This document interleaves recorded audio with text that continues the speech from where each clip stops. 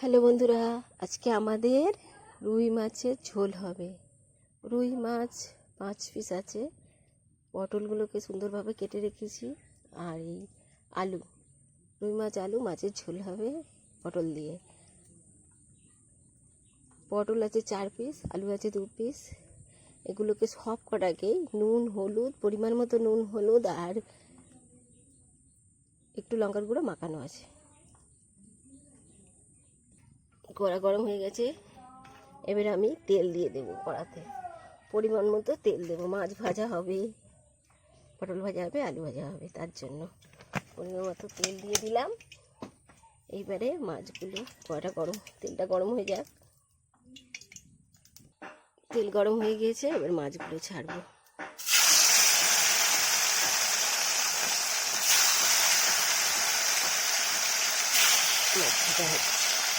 মাছ ভাজা হয়ে গিয়েছে, এবার মাছগুলো আমি তুলে নিচ্ছি একটা একটা করে।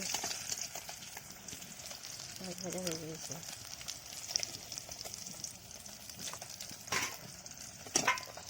এবার আলুগুলো ভাজতে দেবো।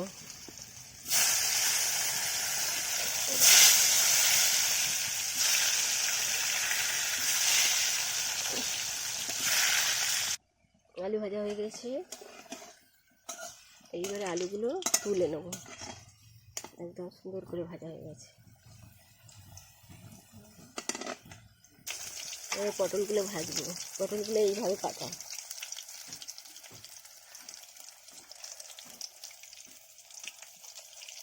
এইভাবে কাটা হচ্ছে।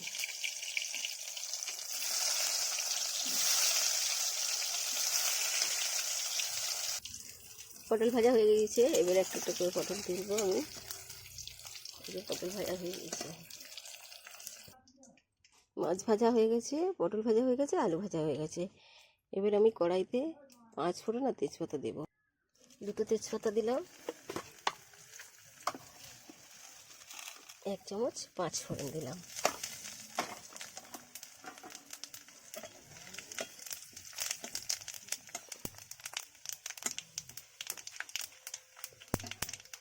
ভাজা হয়ে এসছে,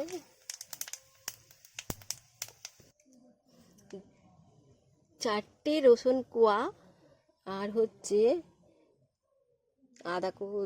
আদা কুচি 3-4টে মিলিয়ে হচ্ছে 1 চামচ আদা রসুন বাটা দিয়ে দিলাম।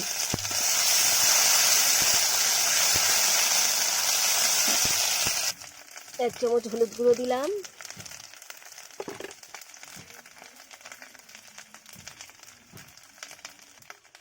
1 চামচ লঙ্কা গুঁড়ো দিলাম।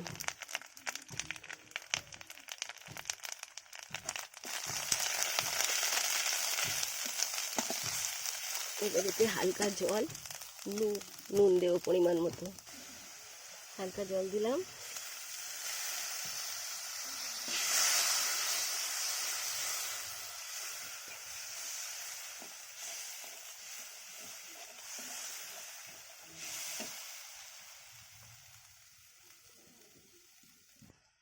হাফ পেঁয়াজ কাটা দেবো, কুচি একেবারে।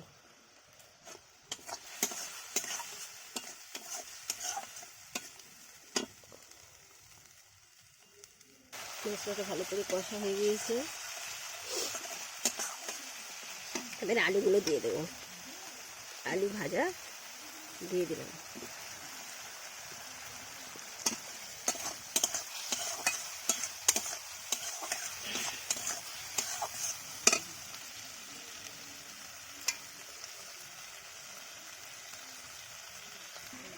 এবারে একটা গোটা টমেটোকে 4 পিস করে রাখা, সেগুলো দিয়ে দিলাম।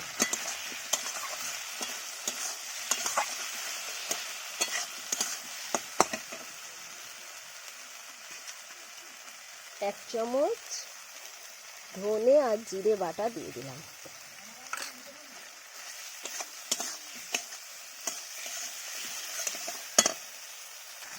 পরিমাণ মতো নুন দিলাম।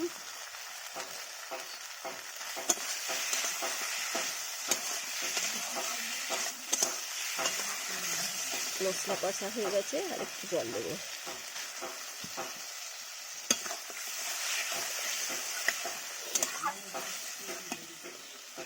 এবার পরিমাণ মতো জলটাই দিয়ে দিলাম।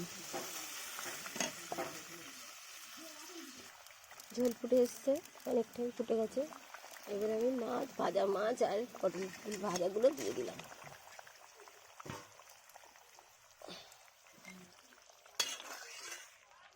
ভালো করে নেড়ে চেড়ে হালকা আছে 10 থেকে 15 মিনিট ঢেকে দেবো।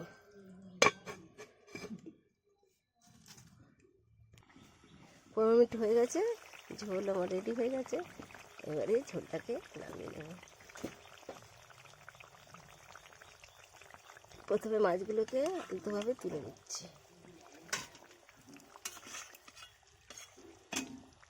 পটল আলু মাছের ঝোল রেডি। ভিডিওটা ভালো লাগলে লাইক, কমেন্ট, শেয়ার, সাবস্ক্রাইব করুন।